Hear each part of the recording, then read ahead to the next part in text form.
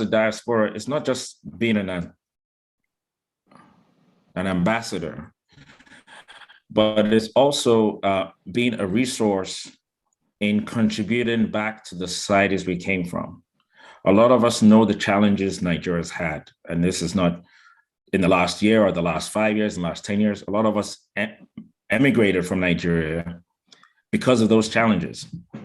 In 1988, my parents insisted I move out of Nigeria because the schools were closed.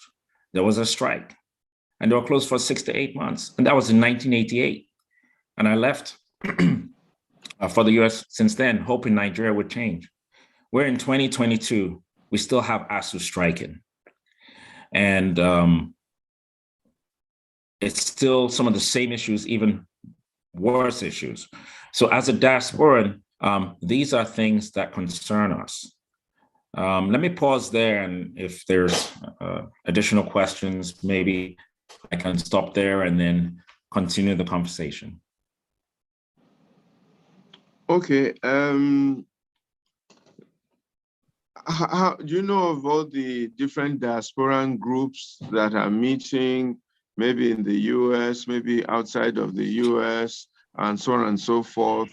How aggressive are they? How intentional are they? And how determined are they to ensure that things actually change in Nigeria? And what do they think needs to really change in Nigeria? How can we bring about a change in our nation, Nigeria? Okay.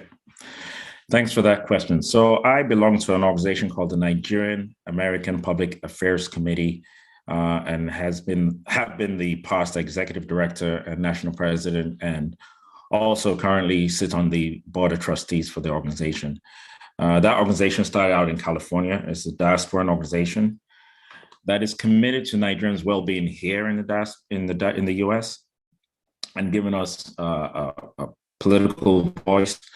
But also, we do have a foundation that has been very active in Nigeria in several programs. One is the Food Sustainability Program, which we partnered with Sweet Sensation and have fed over 12,000 Nigerians right from COVID days to present, and we continue to do that.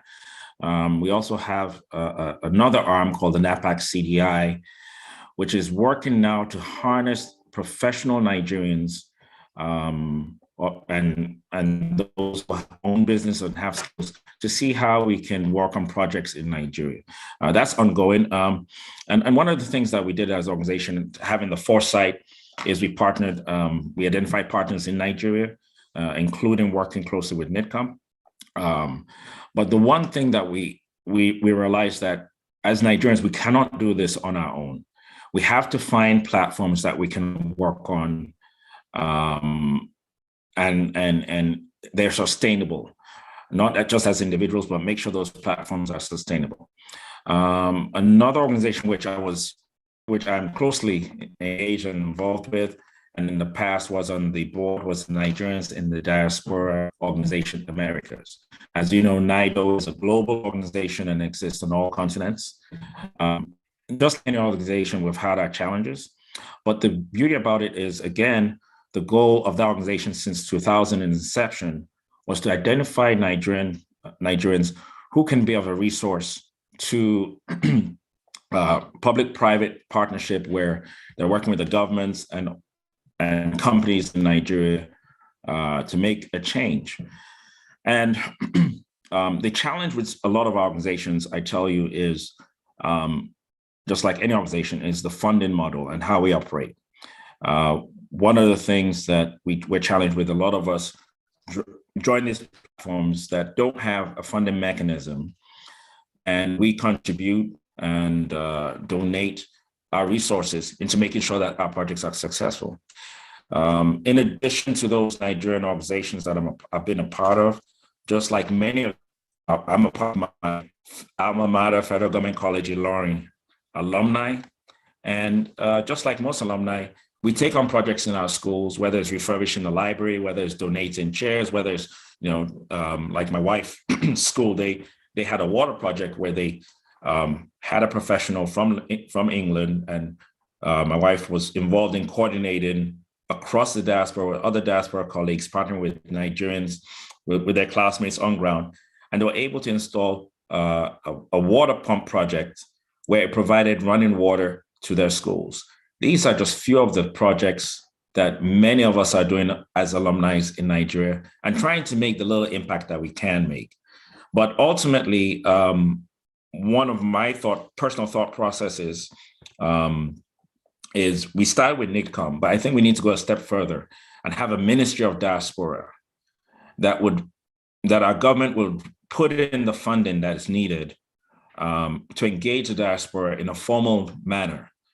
So we don't have all these informal relationships, and we can document, still have philanthropy contributions, but also document where we need professional expertise and organize in a way that we prioritize the diaspora against the Chinese who are moving in and taking on projects or any other foreign entities. It's in this day and age, with the professional human resource capital we have out globally, it's a shame that we are having projects being run by other countries in Nigeria. We have the resources, we have the people, we have the ability to raise the funding, but we have to formalize it. And I think when we have a ministry, and I know NIDCOM is there, but I think we need to raise the level of NIDCOM to a Ministry of Diaspora. One country that did something very similar was India.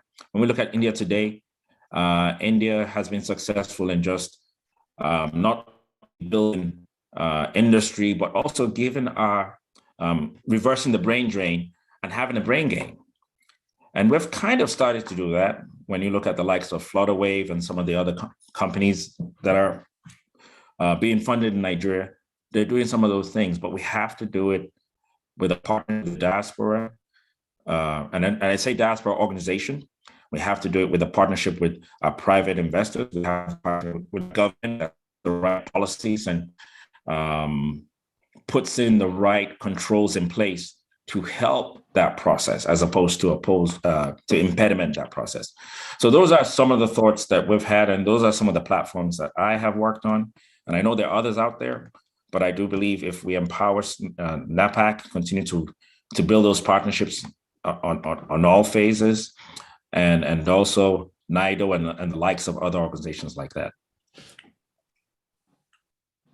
Yeah, I hear you, and I hear you loud and clear. Well, maybe there's Abike Dabiri. She has this diaspora thing that she's heading. Has NAPAC engaged her at all? Have you had any contacts with her, and has it been useful? Oh, yes. In terms of what you want? Huh? So we actually work with Abike Dabiri. She's the chair and CEO of NIDCOM, the Nigerian Diaspora Commission, and we do have an MOU with NAPAC has an MOU with NIDCOM, and we actually have a program coming up in November where we have some of our colleagues that will be in Nigeria working on a couple of projects that we have in the horizons. So yes, that relationship has been established. And we do have some areas of focus which professionals and subject matter experts will be going to Nigeria to begin working on those areas. But do you think that the engagement with her has not been useful? It has been, because what we don't, and I say this carefully because the challenge we have in Nigeria is data, knowing data, and then also knowing who to work with, knowing who to trust. Because I know a number of Nigerians who have gone back in the diaspora, who have gone home to work on projects, have either lost a lot of money in their investments because sometimes the business deals don't work out well.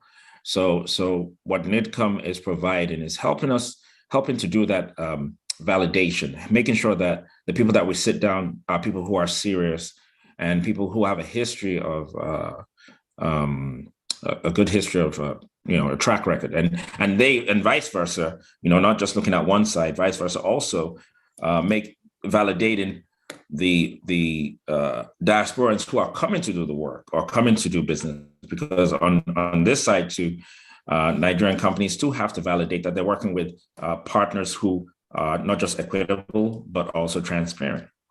So that is the function that NIDCOM has played, making sure we do a good matchup. One example was Jelani Aliu, who worked with General Motors and did very good work in General Motors. He now leads the automotive industry in Nigeria. I forget the name of the body, but it was through that relationship of NIDCOM and actually on the NIDO platform that he was introduced. So the engagement of NIDCOM is really to help identify Nigerians who are subject matter experts and can contribute in a positive way. So that's been the relationship so far. Yeah, but you mentioned that it might be nice to have a Ministry of Diaspora. Yes. Is that still necessary where there's a NIDCOM? Well, and this is my perspective, right? I don't think NIDCOM has been elevated to the level in which it should in terms of funding and resource. I do believe it's under the Ministry of Foreign Affairs. I'm not anymore Nigerian government, but when I look at the model that India put in place, their Ministry of Diaspora, they have a Ministry of Diaspora, and that has been able to effectively command the resources they needed to be able to set up the investment they made into IT industry, which they made several years ago prior to Y2K, where they brought in diasporans to train a workforce that today is a global workforce. So I think we need to take the same seriousness and elevate the role of NIDCOM from just a commission to a ministry. And I think our human resource capital is what we're really talking about. That is a brain drain from Nigeria. I think if we make that investment, it will work for us, not for just today, but for tomorrow. Because we have to look forward to future generations. What are we investing? What kind of resources do they have? What kind of exposure do they have? And we really need, there's so many facets of the diaspora. How do we retain the great minds going abroad? How do we stop them from going abroad? I mean, these are things that we have to do. And the diaspora takes some actual action in partnering with our Ministry of Education to see what resources they can provide to help curb that, and also job creation. I mean, all these things go hand in hand. One of the things I intend to do in Georgia as a state representative is work on education to make sure the public education system is fully funded in Georgia, make sure the teachers are being paid a good wage, and making sure that we're competitive globally, so that the same thing that could happen in Nigeria will happen in Georgia, where Georgia, we retain our talent when our kids graduate from high school, either with skills or going to university, and be able to attract companies to invest in Georgia.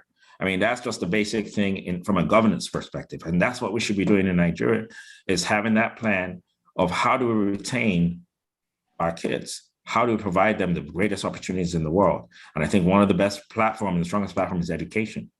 And once they're educated, make sure we have the opportunities to work. So again, going back to just like our Ministry of Education and Works and everything else, we really need a Ministry of Diaspora. All right, thank you very, very much. And that's a good takeaway. And I don't know if it's possible to still have conversation with the present government, but definitely it's something for the incoming government to consider. But you must give it to this government that at least they established a NIDCOM, because initially it's a fresh thing. It hadn't been done before. So yes. I think that's one baby step in the right direction. And I think one of the things NIDCOM itself should be doing is recommending its own elevation to a ministry status. Thankfully, Abike is well known to me, and I think I will engage her in this conversation if it's not too late. Well, it's getting a bit late for this government anyway, but it's something for other governments to think about. speaking about other governments or speaking about the next government in Nigeria, there definitely will be a new government in Nigeria come 2023, by God's grace. Even if it's APC, it will be a new APC government. If it's PDP, it will be PDP. If it's any other party, it will be any other party. I want you to give me two perspectives right now, and point 1, point 2, point 3, point 4, point 5, point 6. What role do you think diasporans can play, okay, to strengthen the Nigerian economy, regardless of who is in government? Okay, what role can diasporans play to strengthen the Nigerian economy, regardless of who is in government? That's question number one. Question number two is similar but different. What role or what would diasporans like to see in government in 2023? What kind of a person or what kind of a party or kind of a group, if you are able to say so, will diasporans like to see in the government in 2023? And again, what role do they think they can play to bring that sort of government in place? Okay, there are different things here and there. I don't know if the aspirants have been able to look into Nigeria and done an evaluation of our political scene and what they think, done a poll or whatever. You know, you had mentioned that the aspirants would like to vote. I think that's very that's something very credible, and I like the fact that the conversations have started, and I think the agitation should increase, and the aspirants should make a lot more beef and bone about it. You know, who even qualifies to be a diaspora? Because today some people are carrying dual passports. What are the laws of the land? And some people don't even want to be associated with Nigeria or Africa, despite the fact that they were born there originally. And then you do have 1 or 2 or 3 generations now. Some don't even know Nigeria. So do they still qualify as diasporans and so on and so forth? And of course, there are our Negro brothers. So do they think themselves also as some kind of part and parcel or half part of the diasporan thing? I don't know. We can look into that. But my questions are 2 or 3. What role can diasporans play in building an economy? Doesn't matter who is in government, they will just keep trying. Or what role can they, what kind of government would they expect to see 2023? And what role are they willing to play aside from voting in putting that government in place? Thank you. Thank you. Thank you for those questions. And that's a very important question for a lot of us diasporans. Let me just sum it up. The right to vote. Nigerians and diasporans are equal stakeholders in the success and change in Nigeria. And we've been equal stakeholders for a very long time. And the one thing, like most diasporans, we can't understand why we haven't had the right to vote. It's something that we've been fighting for the last couple of decades. And I know we talk about intensity and they keep moving it forward, and the legislators keep sitting on it or not voting for that support. If you want us to be true stakeholders in the country, in the leadership of the country, and making sure that we have enabling environment for us to invest more time and effort in the country, we need to be given the right to vote. I mean, it's unquestionable. And I'm going to talk about the right to vote forever, because it's the same challenge we're having here in Georgia. In the United States, everyone has paid attention to the challenges. And yes, we have economic issues. We have, the right to bear arms. But the most important right in any society is the right to vote, which is your voice. So I think that's the first issue. And if it might be a big ask, but if a Nigerian legislator can go back and maybe see if they can expedite that for us in the diaspora, it will be greatly appreciated. That's something that we first need to do. With any incoming government in Nigeria, I think for me, the number one area that we really need to look at in Nigeria is our youth. Our youth have been challenged in the last decade with so many challenges, right? Resources in education are lacking. Opportunities, we have a lot of graduates that graduate from universities. You see, end up not finding jobs. Unemployment is high.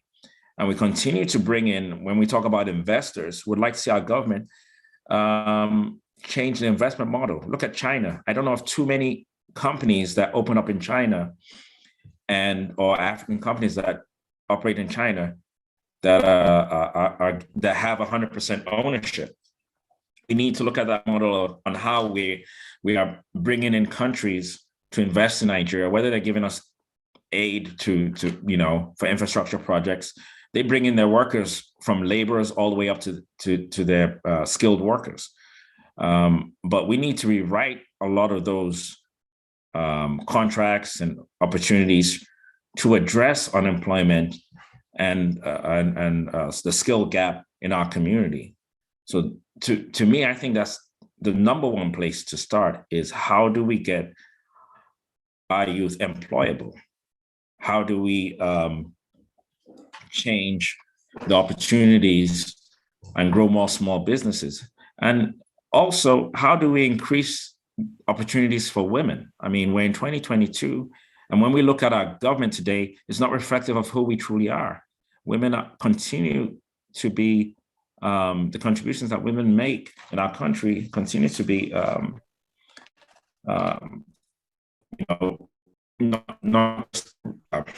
use the word not acknowledged, right? We need more women in leadership positions because women are a strong workforce in our country. And we have to see that reflected in our government, not as a deputy governor, not as a deputy. We need women stepping up to the plate and being given the opportunity to run as governor and serve in those roles. I know we look at some of our ministries and their appointments, but we need the people who have demonstrated their abilities and continue to do that and put them in those roles. So there's a lot of work to do, but I think I'd like to see more inclusivity in our government that's coming in, giving women more opportunities and more roles. And then we also need to look at equity in our country. One area, when you look at a lot of globally, one area that we always challenge is equity and human rights in Nigeria. People who are different, people who are, I know we have some laws and people talk about cultures. People talk about, I was reading the other day about, they were referring to a couple of entertainers and, Big Brother that is not part of our culture. But let's invest in our culture, and invest in our culture. We do things where we take our kids out of the country. We take dance groups, we take exhibitions on the road. Thank God for the Afrobeats entertainment industry. They've done a good job promoting our culture. I was part of a platform called the Nigerian Union many years ago. And that's what we did. We promoted Nigeria through culture, through food, through music. And that would encourage a lot more by giving that exposure, people understanding Nigeria. And you see a lot of opportunities open up, such in tourism, So those are some of the things that we need to do. Let's promote Nigeria. Let's not let's look at a government that's going to be inclusive. And I say that carefully because there's some other areas. I mean, one hot topic area that I will bring up is LGBTQ. It's a discussion that we have in Nigeria and really don't understand that, yes, they're all human beings. We have to look at ways to leverage the best out of everybody in our country. Let's look at leveraging the best out of people. Let's look at what the best can promote, what the best can do, and start to change the mindset of the next generation. Because whether we like it or not, we're not going to be here forever. And if we don't start training the young ones and some of the opportunities that we've been exposed to, then that country will continue to be challenged. So I think the government has to set its priorities on equity. The government has to set its priorities on elevating the role of women in our society. The government has to set up the priorities of transparency, and then the government has to be innovative. Education is there. I mean, we have the resources. We can make it happen. So I hope I've not said too much or taken all the time, but those are areas that I'm really passionate about.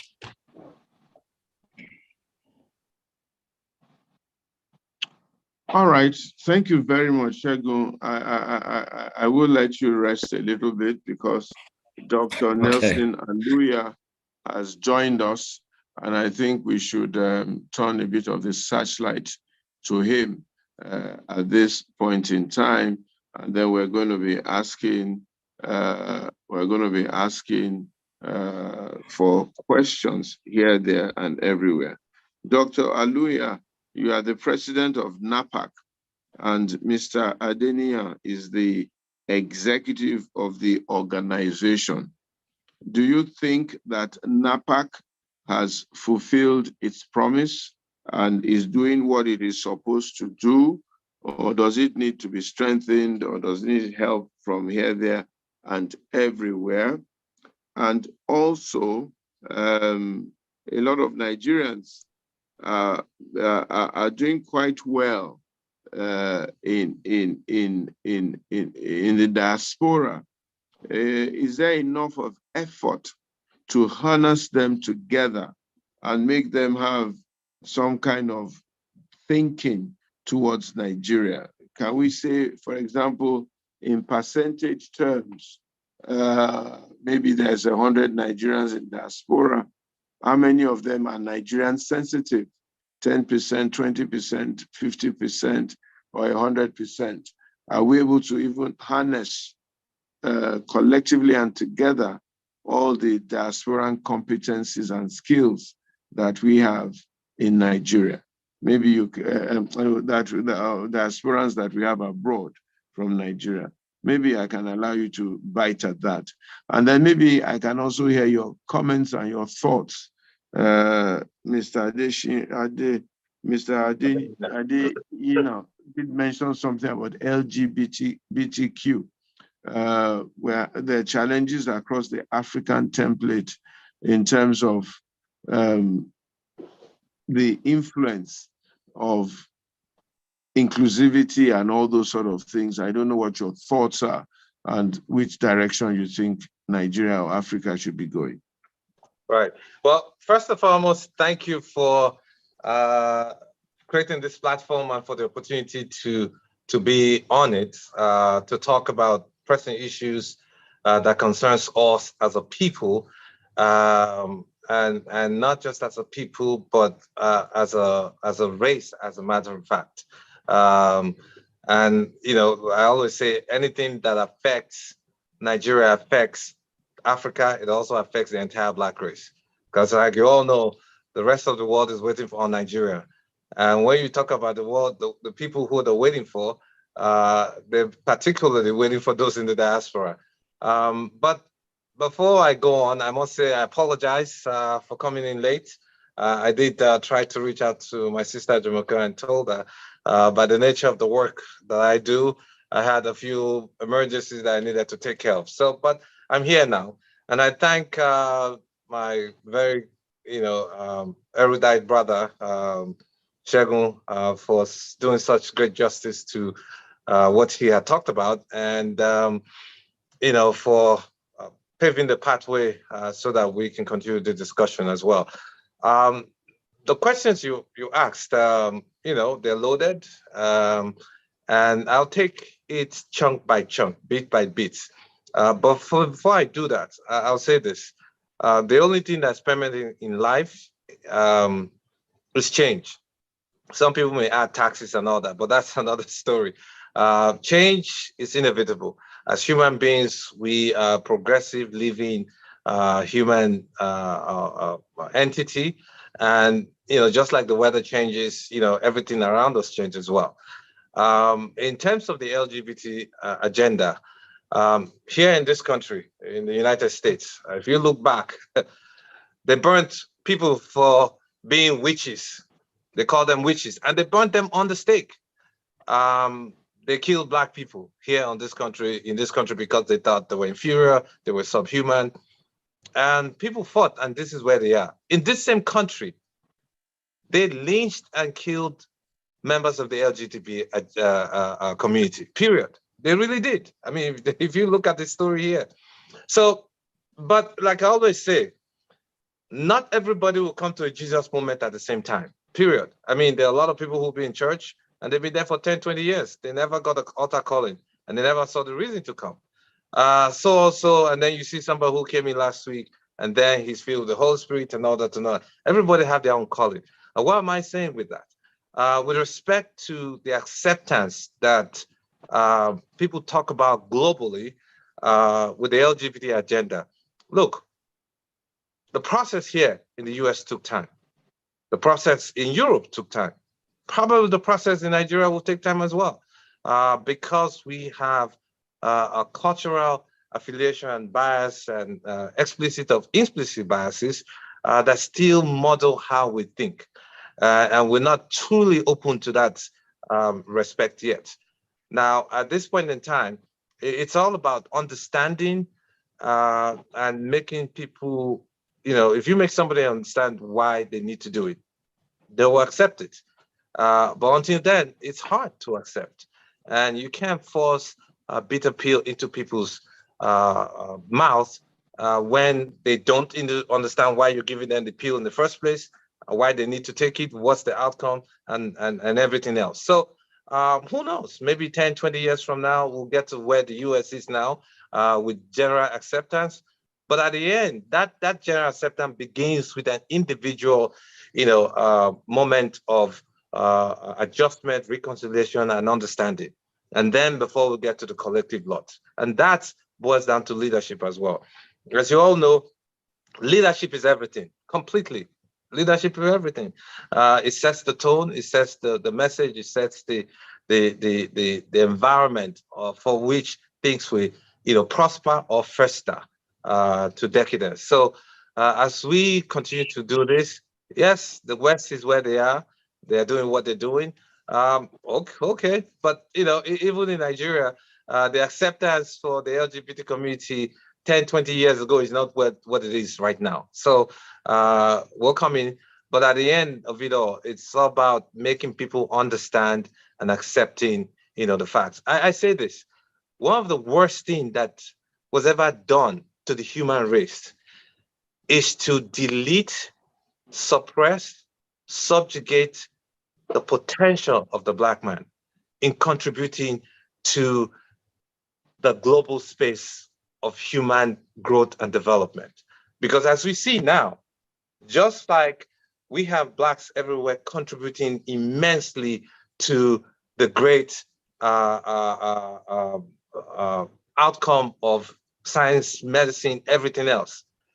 You can imagine if they had allowed the Black man in 1820 or 1790, without truncating our progress, where humanity would have been by now. So coming to that respect, as well as the LGBT agenda, look, you may believe what you believe, even in your tribe or religion or whatever, your personal preferences, but at the same time, you should not be truncated in your ability to express your God-given skills and potential in moving us as a people forward, period.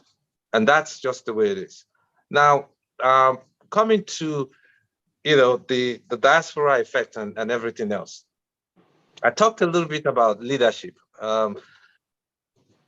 Leadership it is, that's everything really. And for a leader to set the tempo and the platform and the message and the direction, short-term, long-term, and even generational term goals. These are things that we must begin to achieve. And everybody's watching. Everybody watch a leader, period. I mean, I do leadership speaking engagements all the time. And I'll take it in prongs. For you to have that leader must have a leadership mindset. But what does it mean to have an individual with a creative with a leadership mindset?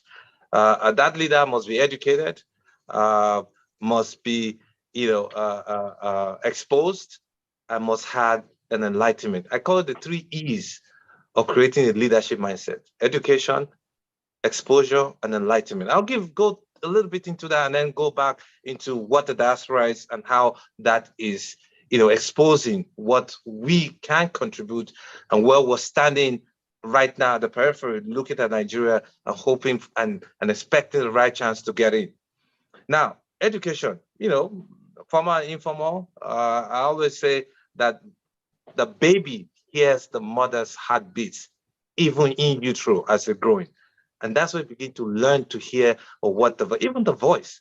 And as soon as the baby is born, is right there hoping to accept everything that the mother will give. And then, of course, the immediate nuclear family, from the mother, the father, the siblings, if there's any, grandma, everything, the nuclear family. So that's the informal education that creates that that foundational step that will allow that individual begin to learn how to adjust to the community, process what he receives from the outside, trust what he receives, and understand how to navigate the systems as they go on to the outer world.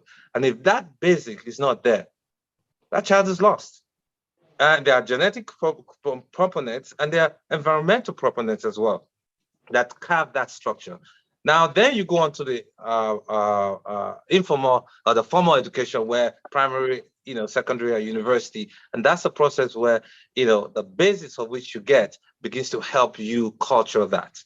And that will help you begin to build, a mindset for leadership. And that's where all through your elementary, secondary, or university level, you begin to build those, tools that would take you on to the next step, which is, exposure. People say, traveling is a form of learning or education, because guess what? When you are exposed, meaning you travel to some other things that are out of your comfort zone, outside of your inner circle. For instance, traveling to India, you learn the culture, you learn their language, you learn their food and everything. That gives you some form of acceptance. It gives you tolerance. It gives you, an open scope of view of things, to know that in as much as you think you're big, there are things often bigger than you are. And it humbles you as well. So that is what it is. And of course, we travel and you see an escalator on TV or in the TV. And if you have not actually experienced getting onto an escalator, you see how frightened people who see escalator for the first time, getting onto it. It's a totally different thing. So unless you get to experience it, it's impossible for you to understand. So, and that's why all of this, the second E of exposure, help you create that mindset as well. Now, the third E, which is enlightenment, and that is often the most difficult aspect of it, because the personal journey of self-sacrifice, where you remove yourself from others and come to an adjustment, an atonement with yourself and to your creator, whoever you believe in, to get the right message. And it helps you create the message that you carry on as a leader. And if you look all through those who are exceptional leaders, I call them exceptional leaders, from Jesus Christ to Muhammad to, Mahatma Gandhi, all that, they all went through all of those. Buddha, they all went through all of these 3 levels of the 3 E I talked to you about. And until then, that's when on our common, transitional level, we talk about a leader who has emotional intelligence. If you're complete with all that, that is that leader who would be given $2 billion. He has no reason to steal that money. And that leader is a leader who has the capacity and the trust to lead. Because those are 2 qualities that we need in creating the kind of country Nigeria we need. capacity and trust. You can have capacity of 100%, but if you have a trust of 20%, which a lot of our people right now have in Nigeria, they were dead in the waters.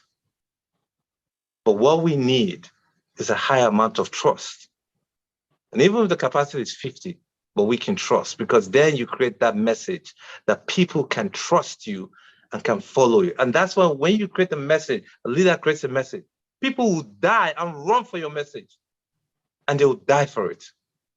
So I say, leaders seek power to transform lives.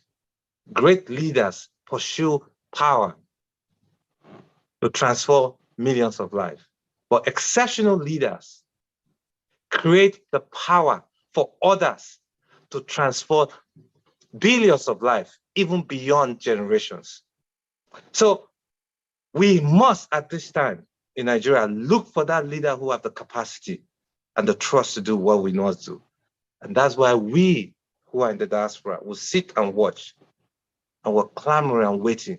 And not just us, those in the diaspora alone. Those who are other Africans, they're sitting and watching what's going to happen in Nigeria, because they know if we get it right, they too will get it right. It sets a precedent. It sets a temple for them as well, including their own diasporans. I wrote something out this morning and I sent it out on the Transparency and Integrity Index data presented yesterday by the Center for Fiscal Transparency and Integrity Watch, which is an NGO group that did an analysis of 440 parastatals in Nigeria and 770 local government in Nigeria to see how easy, how transparent they are, and how much of integrity that they have. And I wrote it, I posted out. And somebody who's from Ghana said, I love Nigeria. Because again, that's what they're expecting us to do. Because it sets a template for all of them. Not just for Africa alone, but even for an entire Black race, because they're also watching. Nigeria is trending right now everywhere. So once we begin to carve that structure on the ground, and we see that, that individual will create the platform where those in the diaspora will create the platform, the message. Those in the diaspora can now say, you know what, I'm good. I can now come home and put my money, my time, and my intellect onto the ground. I can do that because I can trust who is going to be on the ground. I can trust those who I can work with. But that translates just beyond the $20 billion that the diasporans will bring in. What it also creates in the mindset of everybody across the world. Because they're businessmen. They want to save, make money. And Nigeria is a fertile ground, 200 million plus people within the country. Guess what? They will also bring their money in because they know. I mean, look back in the 70s, 60s, 70s, the 80s. I was taught by Indians and Pakistani, and some of you were too. But where are they today? They all left because they can no longer trust the leadership that we have in Nigeria. No capacity, no trust. So that is some of the first initial steps that has to take place. But on an esoteric portion of it, every generation, every race, every time interval, we have people who will migrate out of their place. I mean, even the Bible, they said about it. I mean, if Moses did not leave Egypt, there will not be a migration out, back home.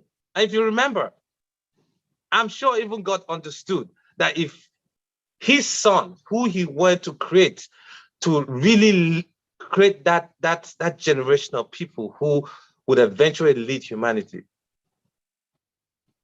are built, they needed to leave home. And that's why even famine made Joseph and others leave home. We saw that. But then there was a coming together. So eventually, in as much as we are right now going through the process of where we're going out to seek knowledge, skills, acquire resources, time, intellect, and money, there'll be a coming together again. And that coming together is near. Look at the history of the Jews. They scattered all around the world. And then there was a coming together. But the only thing I pray is that, God forbid, that it will be something catastrophic that will all make us run back home. Because if it does, then we have no choice. We'll all have to go home. But the God we serve will make sure that it is the appointed time that we must begin to come. Now, on the role of NAPAC, we are a body who is poised to identify, support, mentor, and give access to individuals with the capacity and the trust to lead in areas of policies and politics. We also have amongst us those who are physicians, industrialists, entrepreneurs, and we create that platform. And I say this, that NAPAC is for everybody. Every Nigerian is NAPAC. It may sound funny, but whether you are in the US or outside, as long as you have the ideology and the mindset and the goals and orientations that NAPAC has, you're NAPAC, because that's what we are. So we're working in earnest to also build that political structure here, because as a people, and I've talked about this a little bit before, for us as a people to get where we are, we have internal problems. Our internal problems, and I'll discuss a little bit on how to address that. We have internal problems and internal factors that still keep us down. We also have external factors that keep us down. And we see that, the roles and the functions of Europe and everybody else, and what China is also trying to do in Africa and even Nigeria as well. So as a people, we must do two things. Have an internal reconciliation and strategy formation. Because even as a family, if you quarrel among yourself and there's a fight, guess what? It's impossible for you to come up with an agenda to address issues that will move your family forward. You must come together first and begin to settle your problems, where you have internal reconciliation and strategy formation. So we have aches and pain, we have troubles, we have issues that have divided us. But until, again, that leader comes to show and give us the capacity, and we're not just leading on the leader, because the leader will create that template to create multiple leaders that will help us do this. Well, then we reconcile our differences, and then we begin to form strategies to move forward. And then the other aspect in dealing with the external issues is what I call external affiliation and external association. What do I mean by that? Meaning you affiliate with those individuals who are outside, who understand where you're coming from and know that your progress also means their progress. African nations understand that. Blacks in the US knows that, or Blacks all over the world, they understand that. So we must begin to form affiliations with those ones who understand that, look, I trust these people, I trust what they're doing, I trust what they can deliver. And we have a common goal.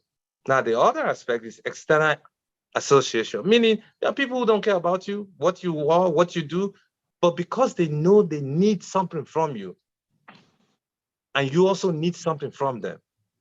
Listen, you associate yourself with them. You come on a level of common understanding and with respect, the mutual respect for one another. As we do that, you see us begin to prosper. And that also comes down to what here that NAPAC is doing. There are Yorubas, Igbos, Hausa, Tiv, all over here in the United States. And a lot of them, were not very united, because we're still pursuing that, a tribal ethnic agenda or whatever. But again, NAPAC is taking leadership in that respect, where we'll begin to create that smooth area for us to understand the message that we must create. So that as we reconcile our issues within here and begin to form our strategies to elect people like Segun into office, Oye Owolowo into office, and other people, and begin to raise young ones who will become governors, senators, House of Rep, and even someday presidents within the United States. So that someday, like they always say, if you're not at the table, you're at the menu. so that someday when they sit and begin to decide what goes on in Africa and begin to decide if they're going to split Africa, divide Africa, or create their own agenda that will only focus on what their interests are. We have somebody who's sitting at the table and say, look, dude, you can't do this to Nigeria. I have a connection to Nigeria. And that's some of the things we're trying to create here. So that we have people who are sitting on our table so that we can begin to affect the external influences that are dragging us as a people down. And as we do that, we also try to build political strength for economic power. We're building political strength for economic power. Because guess what? If you do not have that economic power, you're going nowhere as well. So that's what NAPAC is doing, bringing everybody together, irrespective of what your tribe is, your ethnicity, your sexual preferences or religious background or influences or bias, but giving the message that NAPAC for one, NAPAC for all. If we must progress, we must come as a unit and we'll move forward and go on to selfless, identified leadership. And we're doing that as much as we can. We still need help. We're not there yet. But again, a platform like yours, thank you, my very dear pastor, for creating this so that people will know that there are people in the United States who are actively working hard, forming collaborative efforts with NIDO, with Association of Nigerian Physicians in the US, NANA, the Nigerian nurses, the lawyers, everybody. And not just that, going beyond our communal state, where we have people who are from Cameroon, who are members of NAPAC. We have people who are from Uganda, who are members of NAPAC. We have people who are Haitian, who are members of NAPAC. Our national financial director is from the Philippines. She understands what NAPAC is, and that's why she's working on at the national level. We have our PRO in New York, who's from Uganda. We have people who are from other places because they know the value of what Nigeria is. And they identify a group of people who help create that platform for Nigeria to get to where we need to, they join. So I ask everybody, please look us up, napacusa.org, see what we do, join us. And like I always say, if you cannot go, let your money go for you. If you and your money can go, even better. Thank you, and I'll rest now. Thank you. I almost thought you were running for office. And you were carrying NAPAC along with you. Right. Let us take a few questions from the people on the platform who have listened very.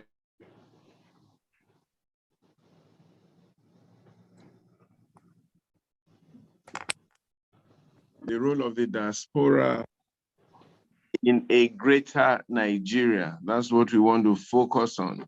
What can the diaspora do to help Nigeria become a greater place, and so on and so forth. Right now, the diaspora remits over $20 billion a year to Nigeria. That is the current estimates. A lot of this is being done informally through different channels, sometimes going down to micro levels. I don't know who is going to take this question, either Dr. Aluya or Mr. Adeyina, as to, is there a better way of handling these remittances so that they can have a stronger impact on our economy? And is there a way of really strengthening a high level of investments in very much needed areas in Nigeria? Can the diaspora take this up as a challenge, have a helicopter view into the Nigerian economy, the way the Indians have done? I'm told that a lot of the medical improvements that has happened in India itself, that India has become a tourist, medical tourist haven and an alternative, a less expensive alternative to Europe and the US, is because diasporan doctors in India looked at that sector and decided to make a change in it. Are diasporans in America doing something similar? Can they do something similar? Are they thinking of doing something similar, that with or without government, in and out of government, they can come and make an impact in Nigeria one way or the other? That will be my last question for now. And then I'll wonder if my co-presenters, Jumoke or Sonny, have any questions to add, and then we open the place for questions from people. Please, those who are going to ask questions or make comments, limit your comments to 45 seconds. Please, I'm sure that there'll be a lot of conversation on this platform, and we want to end by 6:30 West African time. Thank you. Please make the answer also as brief and short as possible so that we can take on the other questions. Right. So I'll take on that, and I'll take it two prongs. First, I'm a physician, and I'll take on that, and then I'm an activist, and I'll take the other end. First, the medical aspect of it. So I see the needs of what needs to be done in Nigeria, and what I've done here is to help galvanize, because I was also the state chair of the Association of Nigerian Physicians here in the United States.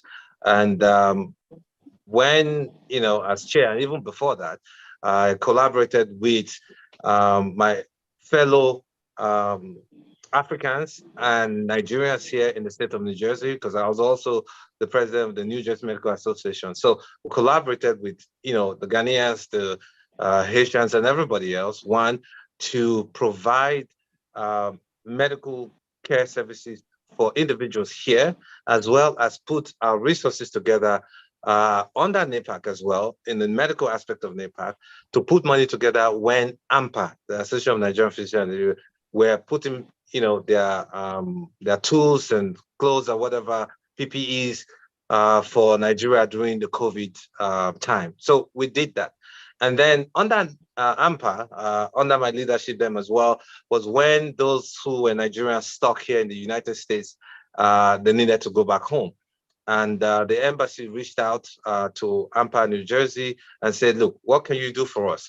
The Nigerians stuck here, they want to go home. They've been here for months and months. What can we do? So I also organized those Nigerians and non-Nigerians and collaborated with NIDO and everybody else to help create a structure so that as Nigerians come back home, they are screened at the airports and they go home safe as they leave here, safe to Nigeria back home, so that they don't take, COVID back home to Nigeria. So those are some of the things that we're actually doing in effect. The other step is I also realized that there are a lot of Nigerian doctors who are great and they want to do something back home, but because of COVID or timing or whatever, and the safety back home in Nigeria, they can't. So what did I do? I said, you know what? We have technology. Let's see how we can create a ground round a system. For those who are in the medical field, understand what ground round means. What it means is you take a time where all the doctors all over within an institution come together and talk about medical issues that concerns us as a people, so that they can address it and teach us how best to manage those medical conditions. So the internet is here. We must utilize technology. So, and I said, look, okay.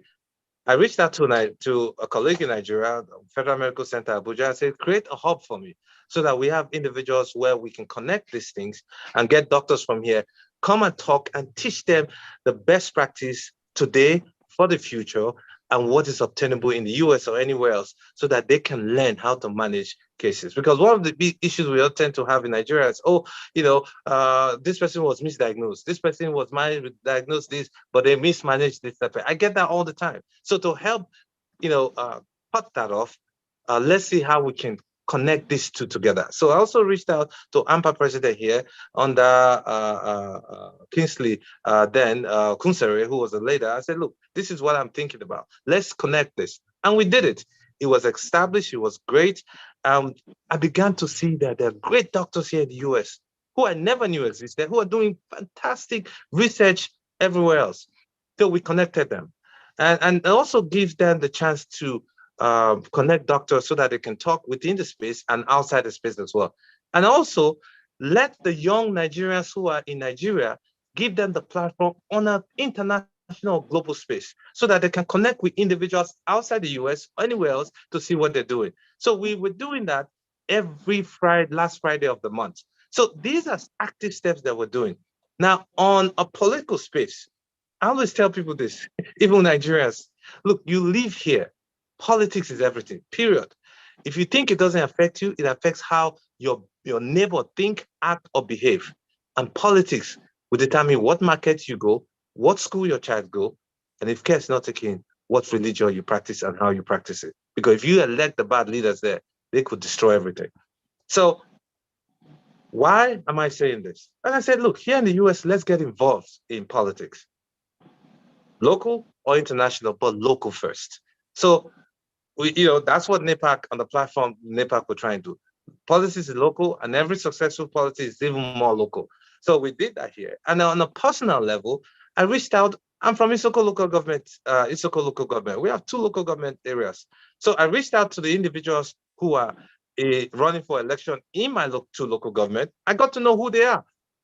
And I said, look, let's see who's running. And let me see who ideology would go in line with me. And this is for all diaspora. And I say this all the time. If you want to change power, you have to get close to power, period. You can't change power from afar. You have to get close. I didn't know who these people are, but I reached out to individuals who know them. I said, look, give me these people who are running. Let me see whose ideology would tally with mine. I found them, and I gave them money to support their campaign. And they won. So when they won, I now have the moral, ethical, and legal backing to reach out to them and say, listen, this is what's happening in my local government. Please, let's do something. So when I went to visit, I did a health talk, and then we did in my local government, Isoko North, and I got the local government chair to do a walk around with me in the hospital and in the schools. And he was shocked, like, oh, this is what's happening. He had no idea. So if we must begin to do that, we have to be intentional and be proactive in handling our issues. Thank you very much. I think Daniel Emma has been wanting to ask a question. I'll invite him to ask his question, and he should tell us which one of our speakers he's directing the question to, so that they can respond. And then I'm going to ask Jumoke to take over from there and see if she's going to be taking the other questions. Daniel, please unmute yourself and let it be one question straight to the point. You have 45 seconds.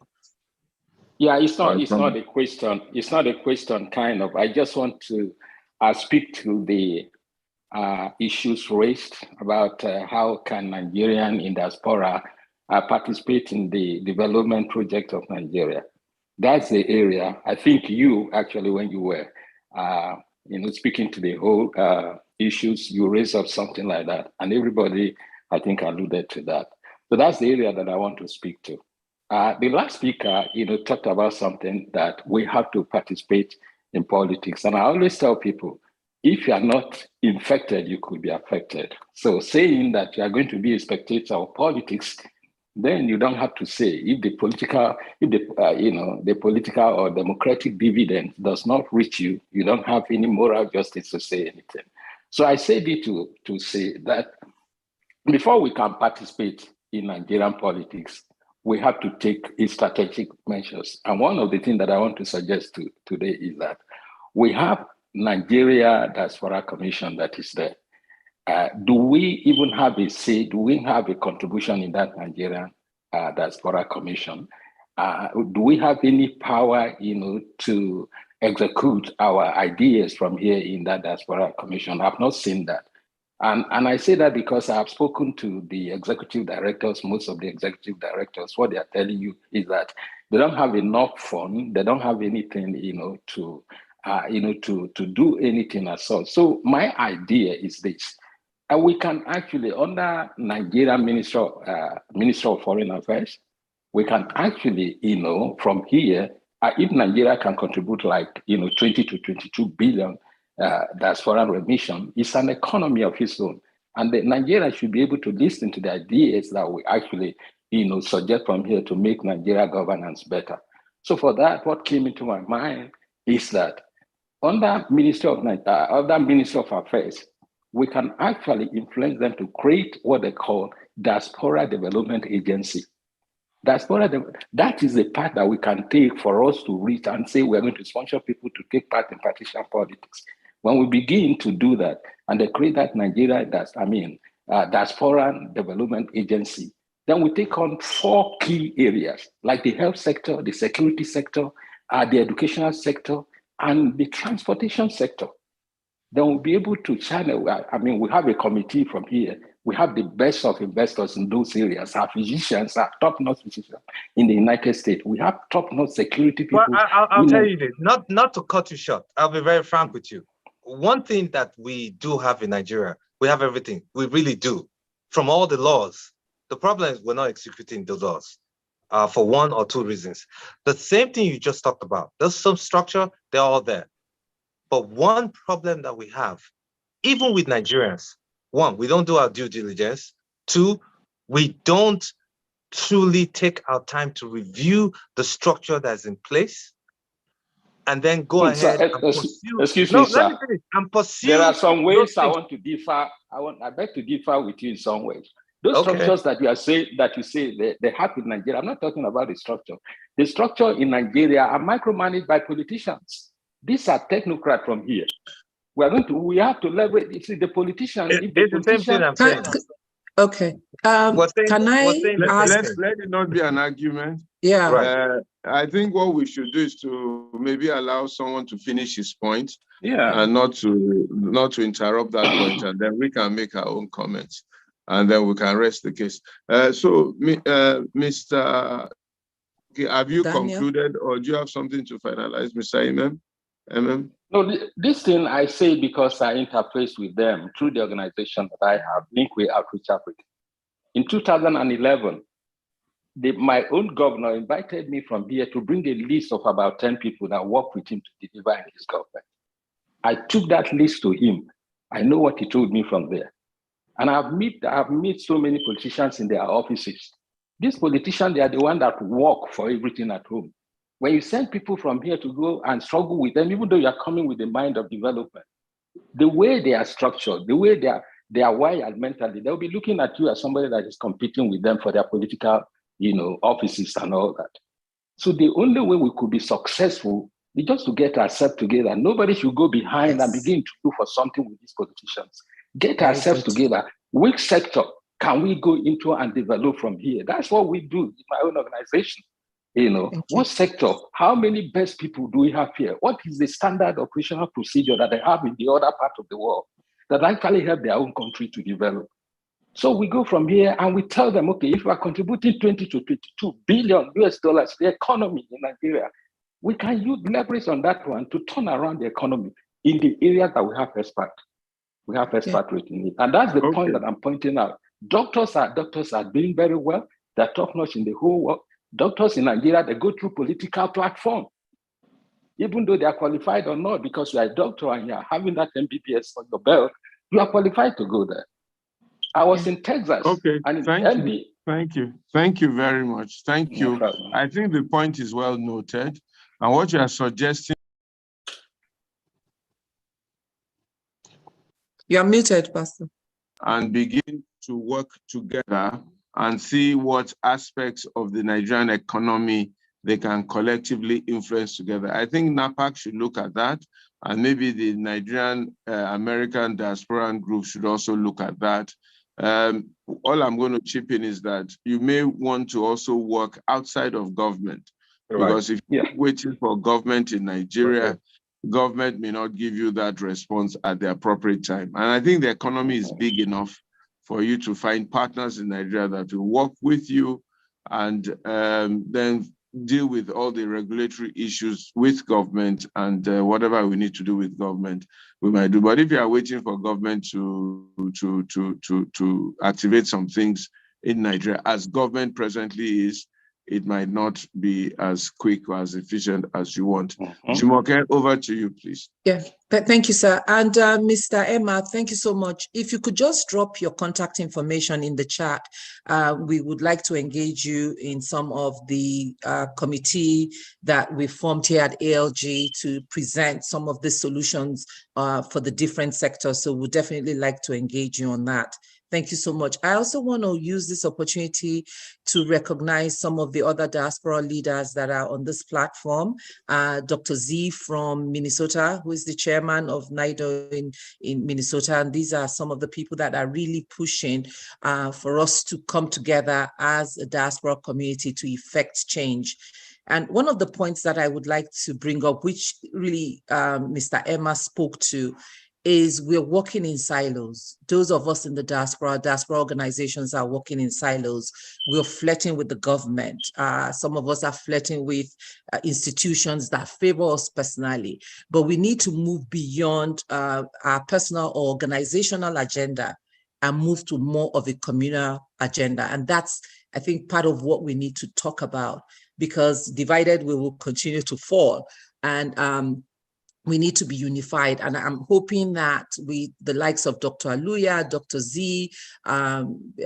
Segun, and so many others here that I probably can't name, maybe that's the beginning of the conversation. How do we harness us as diaspora resources so that we are a force? And Mr. Adeyina said something, we speak from a place of strength, not from a place of weakness. And we come to the table because we have something to offer. And I'm hoping maybe that's part of the questions that you can address. AMPA has been doing a lot of medical mission to Nigeria, but they're not doing it just as AMPA. They are working with other organizations as well. So that's something that I would just like for us to really take a critical look at. How do we promote us as a community, not in the individual organizations that we belong to? So my question now would be to Segun Adeyina. A lot of Nigerians are now running for political offices not just in the US. We are seeing that in Europe as well, and other parts of the world. Why is that important to us as Nigerians? And how is that going to contribute to a greater Nigeria? Who are you directing the question at? Segun Adeyina. He's the one with the, yeah. Is Segun back on? Okay. If Segun is not on, maybe Dr. Aluya, since you're the president Segun is on the call. Okay, Segun, can you take that question, please? Why is it important that Nigerians hold political offices outside Nigeria? And how is it going to benefit us as a nation? How is it going to benefit the progress and advancement of Nigeria?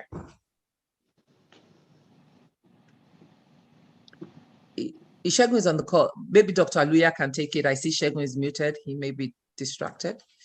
Dr. Aluya, do you want to take that question? Yeah, it's okay. I alluded to it a little bit earlier on. When I said, oh, Segun says, unmute me. I think he can't unmute himself. Has it been unmuted now? Okay, I'm unmuted. All right. So the reality is a lot of us have it in Do you want to turn off your camera so we can hear your do you want to turn off your camera so we can hear your audio better? Okay. All right, can you hear it? Is it better? It's better now, yes. Is it better? Yes, okay. It is. Sorry about that. So a lot of us have lived in the countries that we reside in right now for many years, and we've never really been active participants. And I think there's an awareness and awakeness of the challenges we're having in our communities, right? So one of the biggest issues in America is the epidemic of guns, gun control, and the gun safety. People are no safety in their home, in their schools, and places of worship. How do we address those? Those conversations. So that's why we're getting engaged. We're losing you again. Well, we are. Your audio is quite shaky, so we're not able to hear everything you're saying. It's choppy. So maybe Dr. It's choppy. Dr. Maybe Dr. Aluya can take that. And Right. then... Right. So I alluded to it earlier on when I talked about the influences that affect us as a people, the internal issues and the external ones. Why is it important that we in the diaspora run for office in our individual countries? First, this has become home. Two, we're raising our children here. Three, like I said, it's important to build political strength for economic power, because if you want to open up, let's say, a gas station, there are rules and regulations and all the intricacies that take place within that country where you live. If you don't know the right people as well, you're not going to do it. It's impossible. If you don't have the right people who will speak on your behalf or do those things, it's impossible. If you want to build a hospital here, if you want to open up a business entrepreneurship where you can hire Nigerians, also give the opportunity to Nigerians back home to come here for either externship or internship, or even employ them back home as well. It's impossible. So you need that political clout to help create that strength so that we can also begin to build a political power, economic power here. Now, that's one, because with that money, we'll be able to raise more. So hopefully from the 16 billion that the US contributes to Nigeria's whatever, that can be risen to $25 billion. So the total amount will get up to 30, 40, or 50 billion, to do that, so that the investment that we need can be done. On the other aspect, what I said was the external influences that affects our people. For instance, we have the issue of Boko Haram and social unrest that's taking place. Guess what? We have people here in the US government that have the capacity to also push an agenda for Nigeria, so that the tendencies towards policies concerning Nigeria and the entire Africa will favor us as well. The Israelis are doing it, the Indians are doing it, and everything else. So we cannot be left out. I mean, the decadence of the military-industrial complex that's taking place in Nigeria or Africa, anywhere else, but all of those Western countries can also be put a stop to. We know back in the days where, I can't remember, sometime, I think it was then River State, where some people were dumping nuclear waste in areas, and our people were collecting a few $1,000s then, and were dumping. Those kind of things will not happen, so that people who are in political space here can push for those big companies to be held accountable. I mean, look at the oil spillage in the Delta. Those companies can be held. If it happens here, guess what? They're paid. They're held accountable, and they are made to pay remunerations to those communities here in the US. So we have a few hands up, and before I let you go on that, if you could just take 30 seconds to answer a follow-up question to that. Especially here in the US, there are a lot of Nigerians. You don't have to be in political office to be able to influence policies. Why are we unsuccessful as Nigerians to be able to raise that awareness, especially in the US, to influence policies that can impact Nigeria? Why have we been unsuccessful in doing that? And we don't have to be in political office to do that. Why haven't we been able to harness us in our strength to go to the US government to say, Nigeria is on fire? We're not asking you to come and put out the fire, but enact policies that does not continue to create a safe haven for those that are perpetuating ills against Nigeria. Why have the Nigerians in diaspora been unsuccessful in doing something that simple? Two reasons. One, we don't have a common front or common platform. Two, we don't have the power. When I mean power, meaning numerical numbers and the economic power, period. So those are two reasons. We don't have a common front, because every time we do something, everybody's approaching them separately. Is that NIDO that's going? Is that ANPA is going? NIPO is going? Listen, that is the point I wanted to raise. We are our own worst enemy because yes, we are very siloed. Okay, right. Thank you. And then, Thank you. Remember, these people here who make those policies are politicians. So what they want to see is, one, the number. Can you give me this vote? That's one. Two, do you have the money to sponsor my agenda? Period. Until we begin to understand that, we're not going anywhere. Okay, I'm going to challenge you on us coming together to try to do that. Mr. Tunde Akpelogo, can you please ask your questions? We've asked you to unmute. Yes, thank you, Sister Jumoke. I guess you are the most beautiful lady here today. I'm just going to go into the aspect of the definition of diaspora. Who are the diaspora? Are they the educated ones? Are they the exposed ones? Are they the enlightened ones? What kind of exposure do they have? I know Dr. Aluya is a physician, but there are not many physicians in diaspora. In diaspora. So I'm wondering if we don't have this unity in terms of education, exposure, enlightenment, can't the needs of the diasporans be addressed instead in terms of what they have experienced overseas? And what have they experienced? Employment centers, unemployment benefit, social housing, good roads, good medical care. Is it not better to address what the diasporans have experienced rather than to say, oh, we are going to recruit cleaners from the diaspora, or somebody doing security job, or somebody who has been doing all kinds of job in order to survive abroad with no education, with no proper exposure, with no reliable enlightened knowledge. So we cannot just think diasporans are the key to solve Nigerian problems. The people in diaspora, I have experienced a lot of peace, tranquility. Why can't we address the need that the diasporans are clamoring for, shouting for?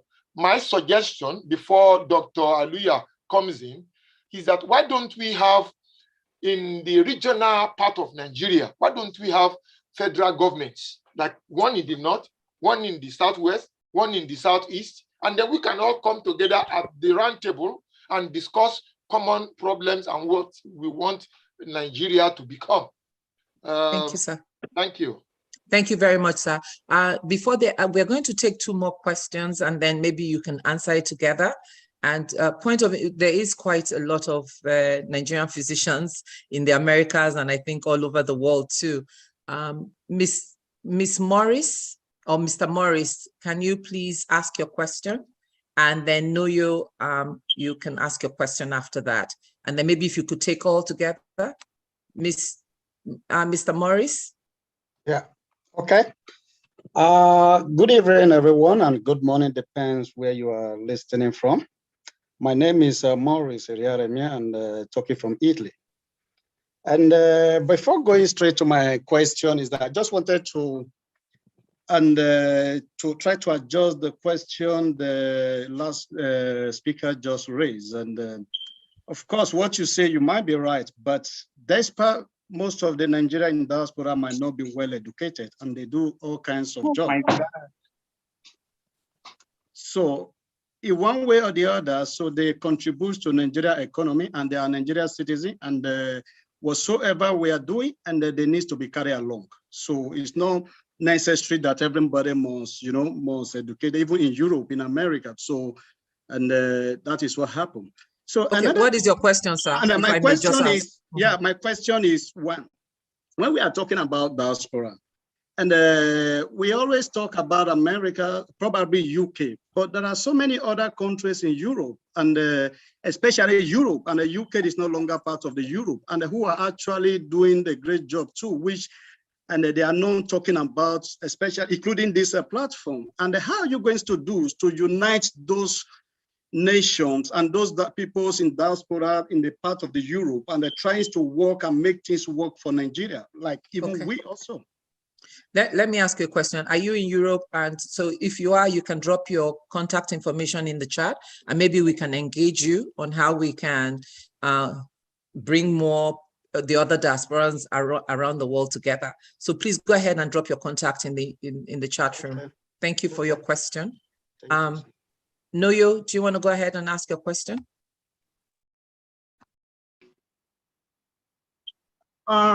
Yes, I don't think I actually have a question. My reaction was just to the speaker before Mr. Morris.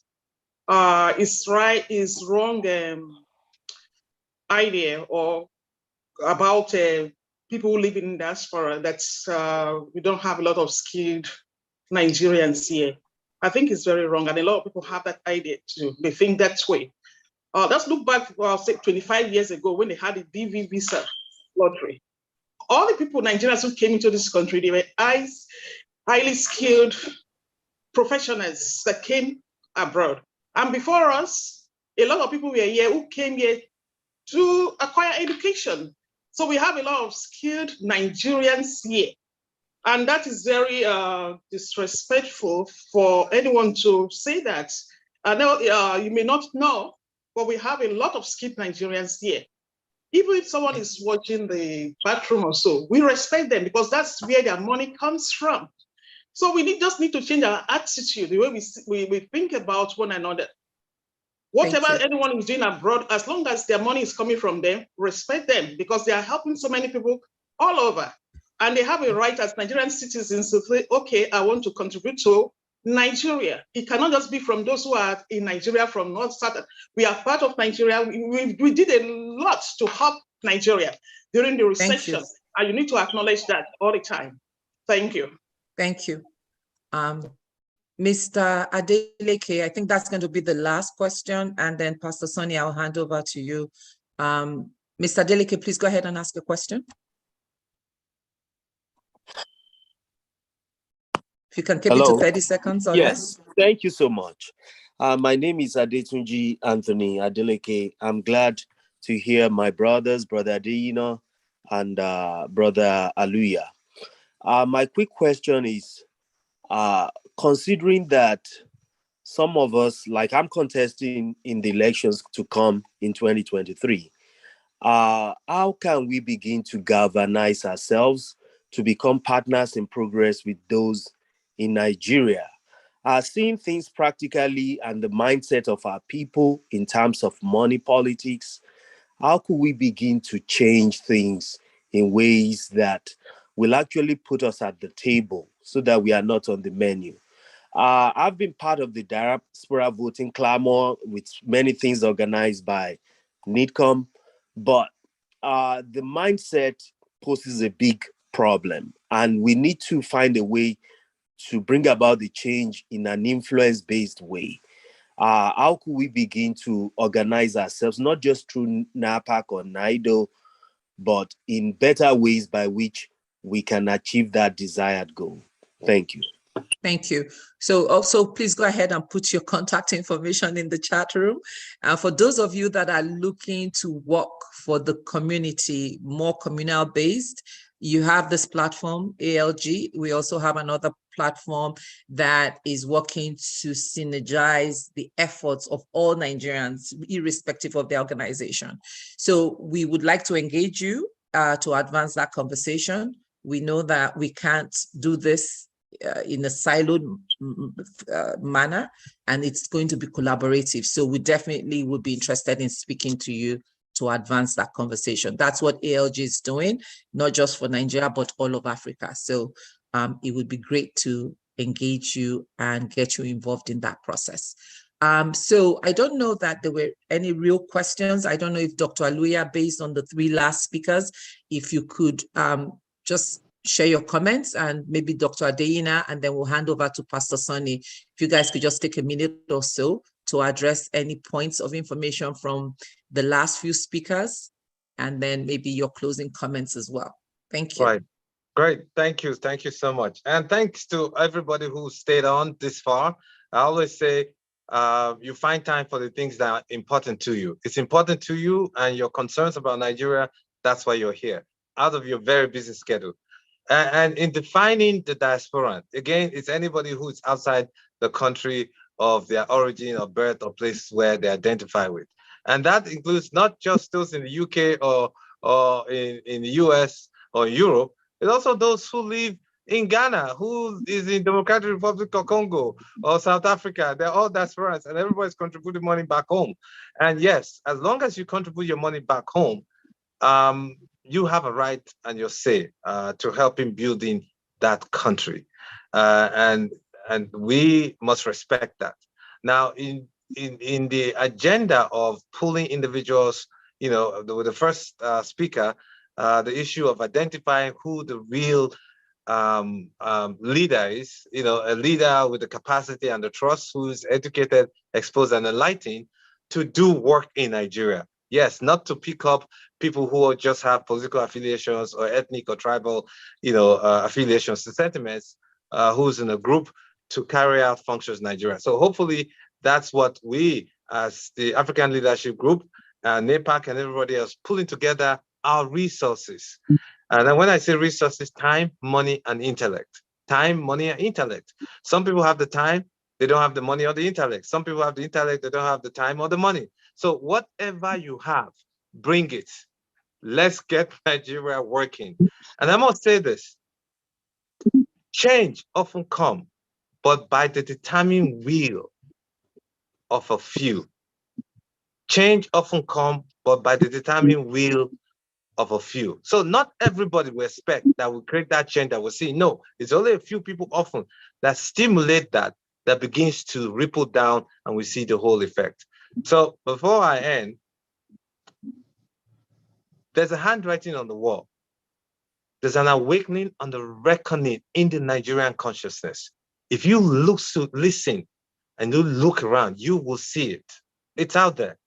I mean, look at our music, look at our food, look at our entertainment industry, movies. Everybody's beginning to accept us at one level. So that is the premise for a coming together that we look forward to, that will happen. So we pray that it will happen in our lifetime. But guess what? It will not happen if you and I are not engaged. So get involved, get on the train, let's get it working. Thank you. Thank you. Thank you Amen. for that. Go ahead, Mr. Adeyina. Yeah, so I mean, I echo everything Dr. Aluya has just said. But I think one of the things that we are challenged with in a lot of our platforms in the diaspora is we're all volunteer and part-time participants. And I say that because none of us are being paid to have these conversations or do the work that we do in the diaspora. But what we really truly need is an operational platform where we have people who are working every day, providing the services and the platforms that we can engage. There are a few of them out there. Nigerian Exchange, NGEX, which does a lot of data gathering for the diaspora. There was one organization I forgot to mention, most influential people of African descent. Its headquarters are in Nigeria, but they influence the world. I mean, they work with the UN and a lot of other platforms, and they're young, a lot of young leaders who are part of that platform. Again, that is an operational platform. So there's a difference with organizations and those platforms that do work. NAPAC, we do have some operational bodies, but if we're really going to make this work, we have to go back to the drawing board, especially those of us in diaspora, and invest in our platforms where we have an operational body, not a membership body, but an operational platform where we hire an executive director and they're paid to do this work and engage Nigeria as a whole. And I know one issue didn't come up, and hopefully in the next conversation, security is a concern for a lot of us. I lost a dear friend who was just buried this last weekend, trying to do the diaspora thing and invest just like many do in Nigeria. Security is a huge issue, and that's something that we expect the leadership now and tomorrow and next year to make a priority. So again, I'd like to echo just like Dr. Aluya said, thank ALG for this opportunity. Thank you, Dr. Pastor Ituah, continuously to have these conversations weekly. We'll be here to continue to listen. But again, thank you all of those that dialed in, because we're all part of the solution. Thank you, Mrs. Taylor, Mrs. Jumoke. Thank you for everything. Sorry, if I may add And God one bless minute, if you don't mind. Look, let's begin to get involved in the political process even back home from the diaspora. If you identify an individual who is not performing and you're a diaspora, pull your resources together in your local government, in your state, vote them out. Get somebody else to contest against them. Everybody have an opponent. Pull your money together and vote them out, and vote the right people in, who you can speak to, who will listen to you. Okay, I'm going to take Dr. Z because he's one of the diaspora leaders. Sorry, I said that was the last one. Go ahead, Dr. Z. Thank you for joining. So Segun and Dr. Aluya, the next time I call you for a meeting and you guys say no, I'm just going to play this recording to you. Yes, thank you very much, Jumoke. Thank you, Segun, and thank you, Dr. Aluya. This is Z. My suggestion, because mine is more so of a suggestion than a question, my suggestion should have been we take a two-pronged approach. I like all the ideas that you guys give, especially with you, Dr. Aluya, saying we should get involved in the politics in Nigeria. There's also an approach from here. I believe Segun will know about it also. There's a Congressional Committee on African Affairs. If you go to the Department of State site, you will see the relationship United States have with Nigeria. We're taking that for granted. The reason why we're not being effective in that is because the organizations that we have, the diaspora organizations we have, they've not been able to come together. They've not been able to, if they come together, we'll be a very strong force. The Nigerian government will be forced to lead the Congressional Committee in the United States. So if we can start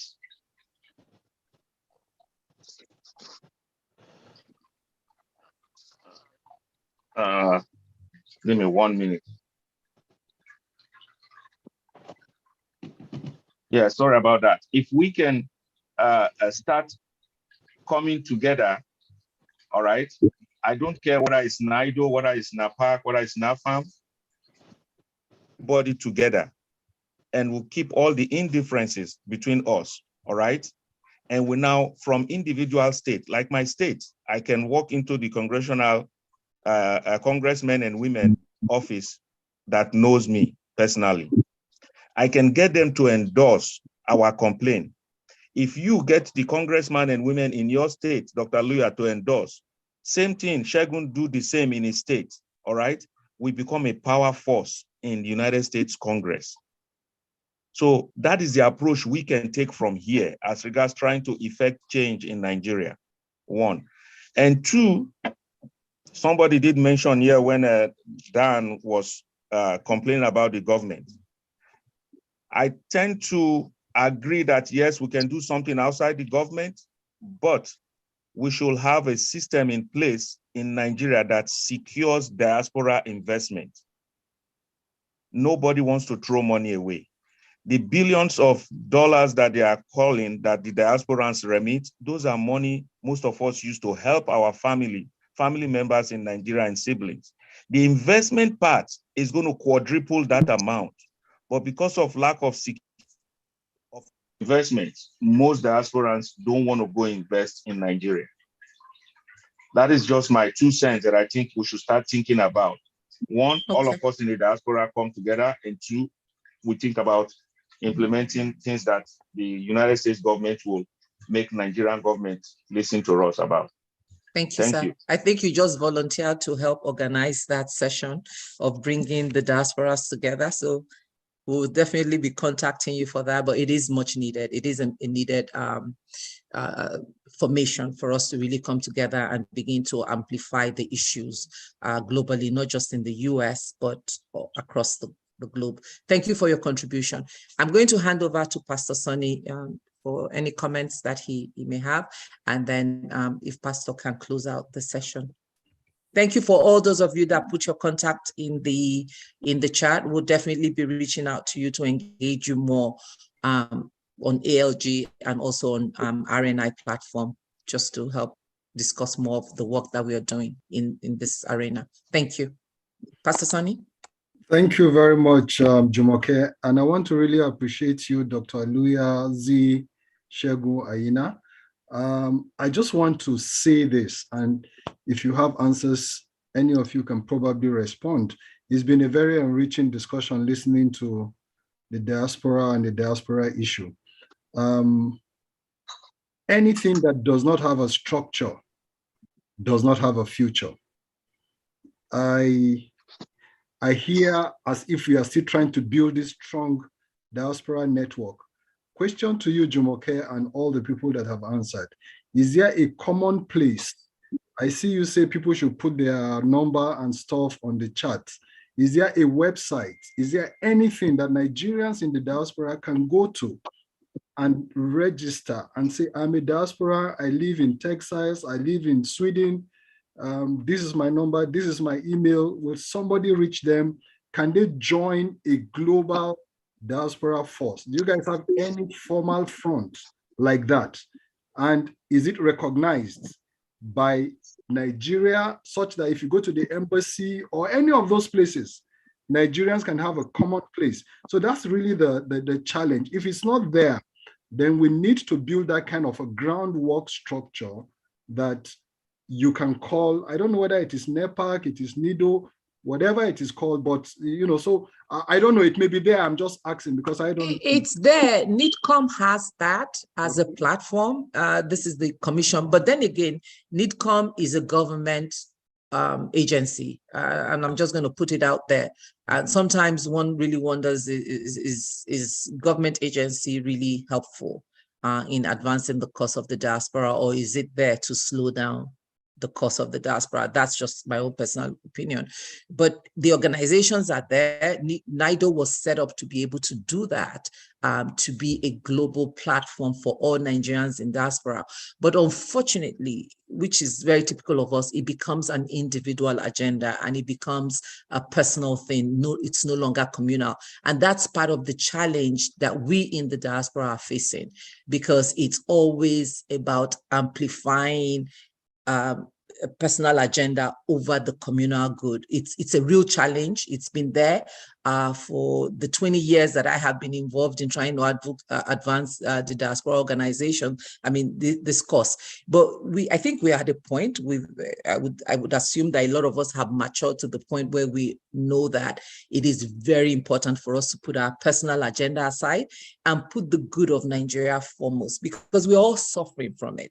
We are all suffering from what's happening in Nigeria. We can't all say we're comfortable in our zone when our siblings in Nigeria are suffering, and we're working hard to remit money to support people.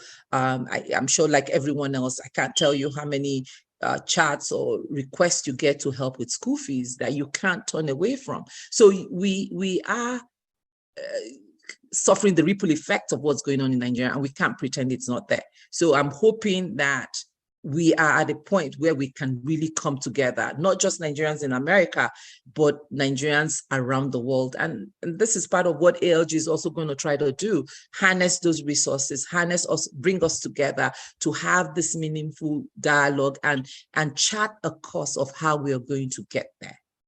So that's why I was asking people to put their contact information in the chat. If all these other diaspora organizations can do it, ALG now will fall, and maybe we can, we'll start and then begin to do it from that point, that place of strength. That's what I'm hoping, I'm praying for, that we are off to a good start or a new beginning. Okay, all right, thank you very much. Thank you. Very good chat and conversation. That will be all from my side. I truly enjoyed listening to the conversation. Is Pastor Ituah on the platform? Yeah. Thank you very much, everyone. Mine is just to give a quick vote of thanks, but my comment is going to rest on a couple of things that Jumoke said, and that is the ability of Nigerians to live for a season, personal interests aside. We're also suffering that in Nigeria here. Everybody knows what they think is okay, proper, in Nigeria's best interest, but a lot of people are weakened by their own personal interests.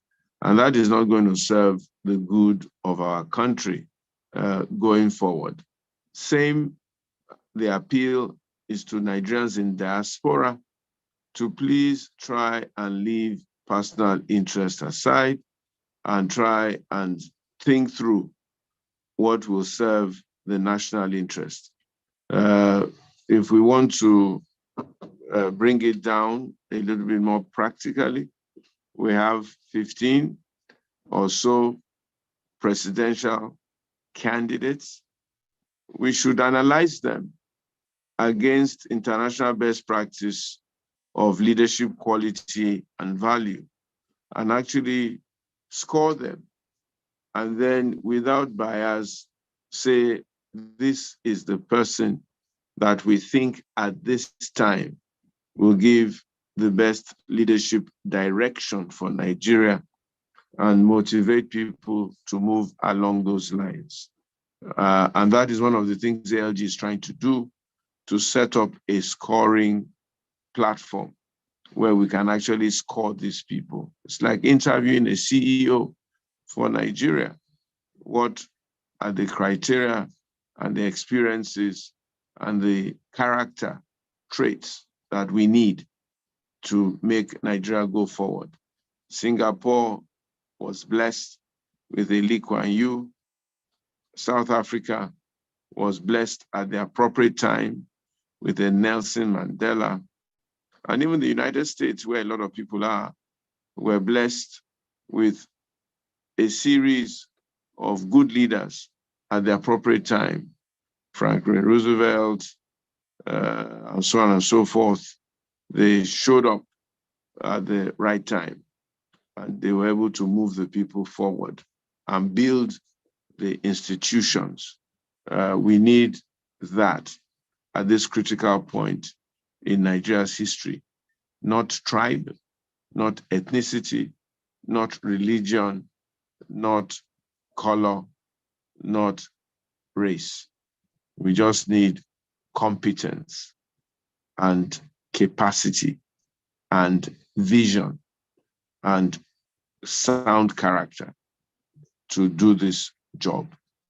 Number two is that if the diasporans have not yet thought about it, at least on a country by country level, they should find a way of bringing all the different diasporan associations together under one umbrella. They may not all have the same vision on a local level, but there's a vision that is paramount, and that is turning Nigeria around. So they can all work towards what it will take to turn Nigeria around politically and then economically. Then at their own local levels, they can pursue whatever local visions they have, either in the US, in Europe, in Asia, wherever, or in Nigeria. But that one vision of building a strong Nigeria is so paramount, not just to diasporans, not just to Nigerians, but to the entire world.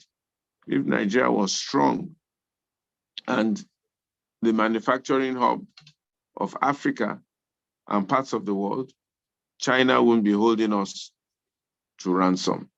If Nigeria was the breadbasket of Africa, we wouldn't be begging aid from the US and so on and so forth.